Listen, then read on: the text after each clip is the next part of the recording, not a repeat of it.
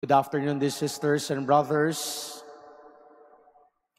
You know, we have been hearing Annunciation stories these past 2 days, where an angel of the Lord appeared to Joseph in a dream, to Zechariah in the temple worship. And today, the angel Gabriel appeared to Mary in Nazareth, a small town in Galilee. And in these 3 encounters with the angel, the theme of fear that turned to obedience seems to be a recurring pattern among them.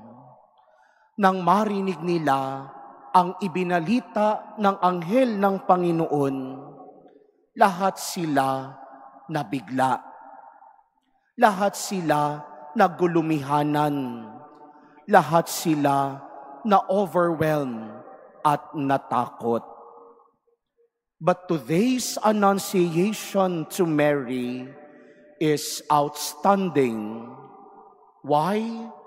Because when Mary asked the angel, "How can this be, since I have no relations with a man?" It was not a question of doubt, but an inquiry to know the process. Mary's response to the angel Gabriel, where she expresses her deep trouble, yet remains open and available, shows her faithful acceptance of God's plan.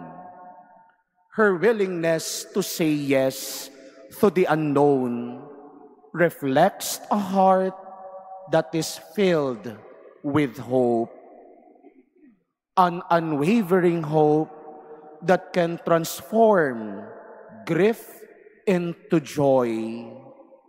That's why Mary is also called the Mother of Hope, because by her loving fidelity to bear the child of hope, God's plan of salvation to humanity became a reality of hope. And so, my dear sisters and brothers, let us always to come to Mary, the Mother of Hope, every time we face and traverse the difficult situations in our life.